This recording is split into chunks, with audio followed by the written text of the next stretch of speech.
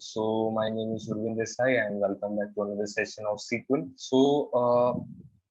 In previous session we had started about discussing select statements. So today we're going to see some more examples and let's see what all things we can do. So let me start with the new query.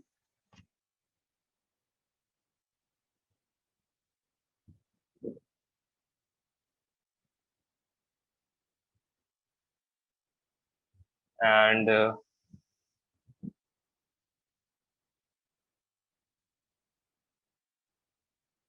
just give me a sec. So before going with the next example, uh, let me just show you how we can write a comment in your query. So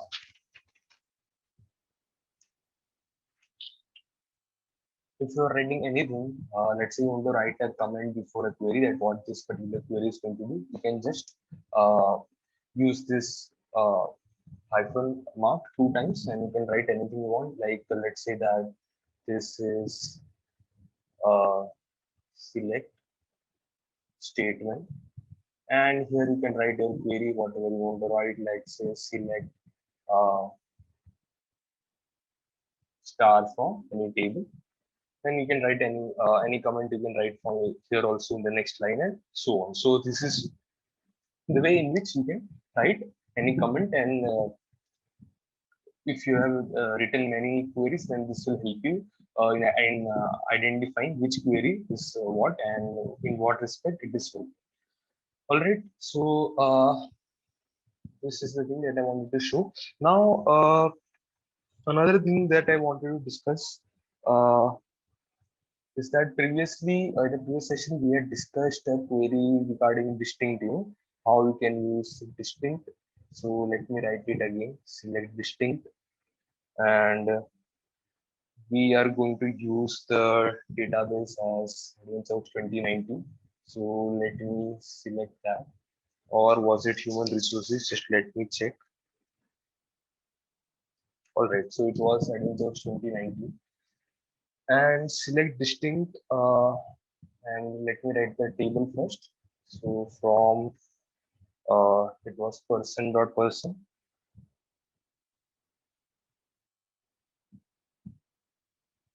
So this is the table name. So from person, and distinct was first name.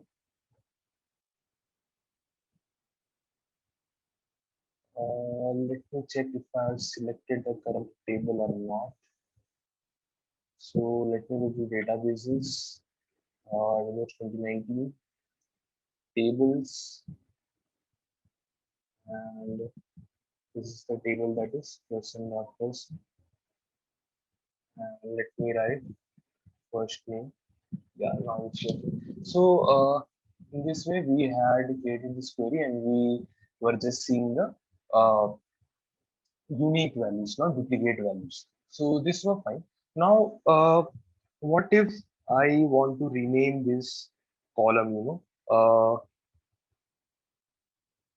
let's say that I want to rename this first name column as something else. I don't want this first name as the column header.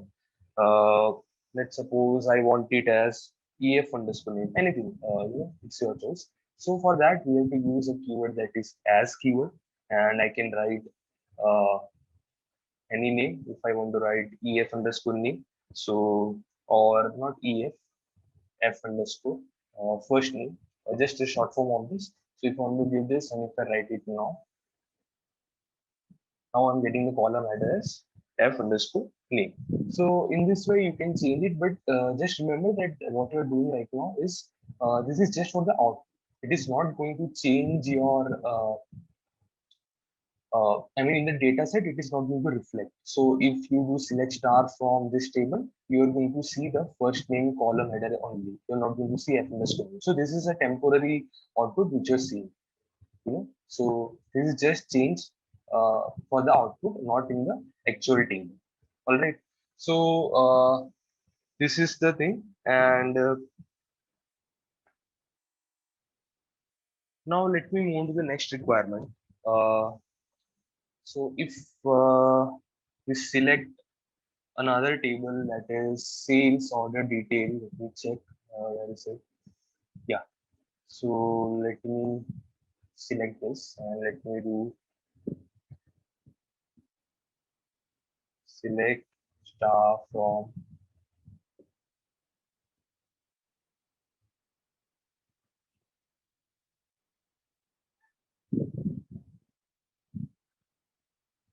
So I'm able to see various things here. It is the information regarding sales order. So I will be seeing for which product, for how much quantity, what was the unit price, and different aspects related to the sales order that was placed. All right. So this is the basic information that we're seeing, and there are lots of records here. Now, what if I just want to see the top 50 records, not all these records, only till the top 50. So for that requirement, let me write the query. So I will write select. I will write a keyword top and how many records I want? 50. So top 50, and I just want order quantity. I just want to see the top 50 order quantity. So I'll be writing order.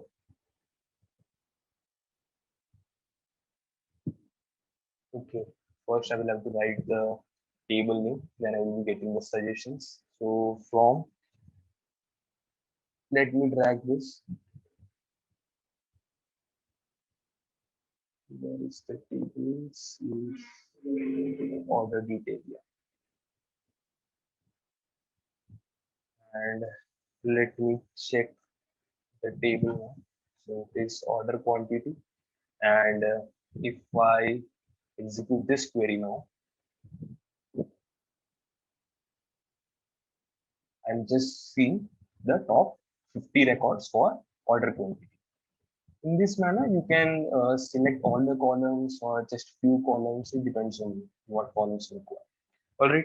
So in this manner, you can do. And there is another way in which you can do without writing a query. So if I right click on this table, that is sales order detail, and if there is this option that is select top 1000 rows. So if I click on this, I can see the top 1000 rows here. Yeah. So let me select only 10. Let me check whether this is going to work or not. So this is the query that is automatically formed by point and click option. You don't have to write anything. So if I do this, I'm just getting the top 10 options for all the columns. So in this manner, you don't have to write any kind of query. You can just use the point and click option, and your work is done. Fine. So this is one way in which you can do.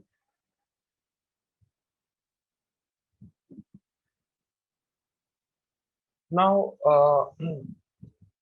let me move on to the next requirement. Let me close this for now. Yeah.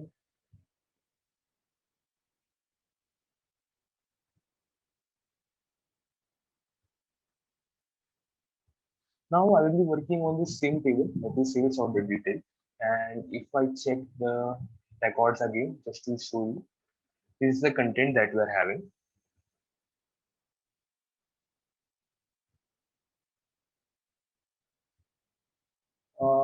Not this table. Let me select another table. Uh, Let me work with employee table, in which we were working previously. So human resources data employed. Yeah, this was the table that we were working on previously. So let me show the content again.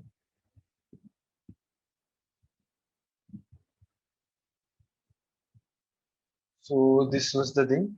This was the content, the basic details of an employee. So you were able to see this. Now, what if I want to segregate or group uh, uh, the column that is vacation hours based on its value? So suppose that my requirement is that if vacation hours is between 20 and 50, then it should be noted down as good. If it is greater than 50, then should be written as better. Else it should be required, it should be mentioned as not specified. So some range I have to mention that if it is present in this range, then I should mention it as good. If it is in another range, I should write it as or mention it as better. Means, this can even work for sales. So if it is higher sales, so we should mention that greater than this much amount, it is higher sales. If it is between this range, then it is medium sales. So what if we want to do that kind of thing? So let's try to implement that.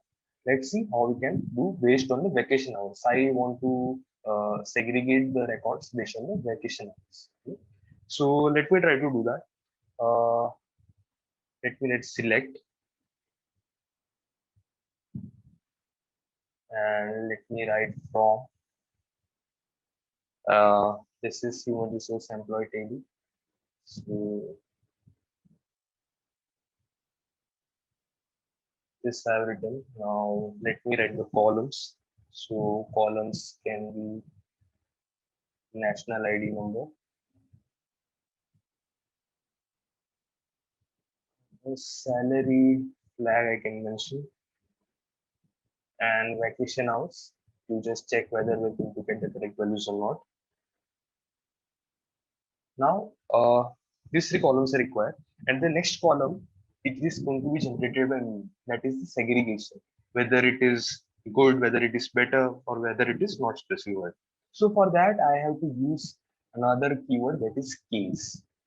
Now I will explain you about case. First, let me write the query, and then we can work on it. So case when vacation hours between 20 and 50, then good.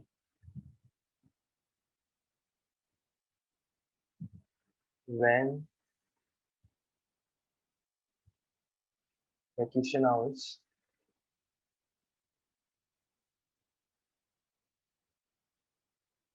greater than 50, then better. It should be in quotes. First, we are writing with a character value. It's not a column value. Else,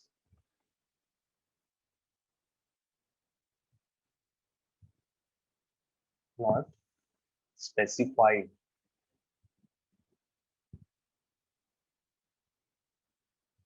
And let me end this. And I want this column name as status. And from I have already written. So let me change this here.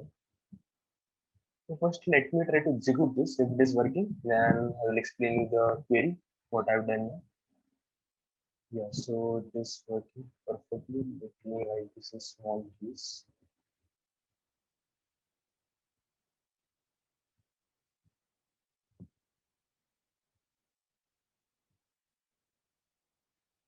Alright, so here what I'm doing, I am selecting national ID number, salary flag, vacation hours. This is understood, pretty obvious. Now, next what I'm doing, I want to, as I said, that I want to show some kind of segregation. So for that, I'm using this case here. So what case is going to do? It is going to compare some values, and whichever value is satisfied, whichever condition becomes true, it is going to show the corresponding value. So we are using case. Then there is a keyword that is when. So when vacation hours, that is the column value, is between 20 and 50. If this is correct, if this becomes true, then then is another keyword, then our value is going to be good for this particular column, that is status. Uh, if this condition is not true, it will again check the next condition, that is if it is greater than 50, then it is going to show better. If even this if first condition is not true, if second condition is not true, then it will go to else part, and definitely it has to uh, mention it as not specified, because if the first two conditions fail, then the third condition is automatically going to get true, because this is the else part, the default part. and I have to write end because it's the syntax. And this is not required, but as we want some kind of column name, so I have written a status. So as you can see, status is the column name for this, and from the human resource.employee table. That's it. So nothing much to do here, and we are fine. So this is how you can segregate the values. So if you check the output, uh, English greater than 50, we're getting better. If it is less than 20, then we're getting not specified. And if it is between 20 and 50, then we are getting good. So in this way, you can do this using the case statement. We can achieve that. Now,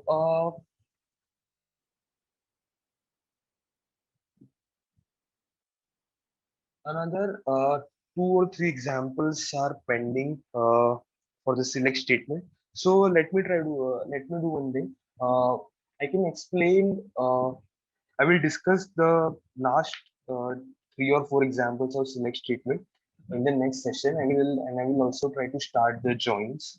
So what are joins and how we can do that in the next session. So guys, till then, just practice what I have discussed today in today's session or in the previous sessions also. And in the next session, we will see the last two examples of select statement. So mostly I've covered the select statement, and I will be starting with the joins. All right. So I hope you enjoyed the session, and let's meet during the next session.